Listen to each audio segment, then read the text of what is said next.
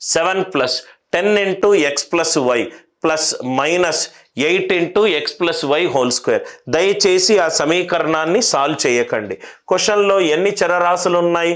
2 చరరాశులు ఉన్నాయి. ఏమేమి ఉన్నాయి? ఎక్స్ అండ్ వై ఉన్నది, ఎక్స్ అండ్ వై ఉన్నది. ఏదో ఒకదాన్ని జీరో పెట్టుకోండి, ఏదో ఒకదాన్ని జీరో పెట్టుకోండి. పెట్టుకుంటే ఏమవుతుంది? 7 plus 10y minus 8y square అవుతుంది.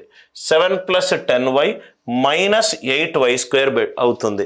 ఆన్సర్లో నేను ఏమనుకున్నాను సార్?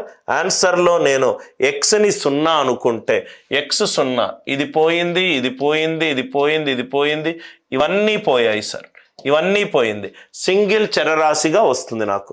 7 ప్లస్ 10y రావాలి, 7 ప్లస్ 10y. ఇప్పుడు 7 1s are 7, right? 7 minus 2s are minus 14 plus 14, minus 14y plus 4y minus 10y. నాకు కావాల్సింది ప్లస్ 10y. 7 1s are, ఈ ఈక్వేషన్ ఏమవుతుంది? 7 minus 4y into 1 plus 2y.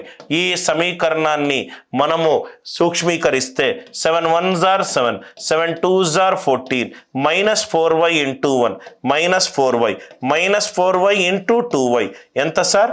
Minus 8y. 7 plus 10y minus 8y square. Are you all with me? And question logic రాసుకోండి సార్. Take 1 variable 0, take 1 variable 0, take 1 variable 0. దయచేసి దాన్ని సూక్ష్మీకరించడానికి మాత్రము మీరు try చెయ్యకూడదు, try చేయకూడదు. ఇటువంటి క్వశ్చన్స్ మీకు ఏ ఎగ్జామ్లోనైనా రావచ్చు, ఏ ఎగ్జామ్లోనైనా రావచ్చు.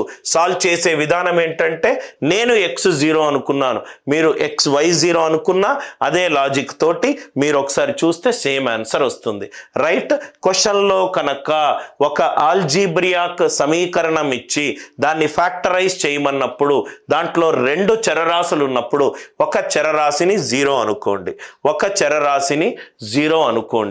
Are you all with me?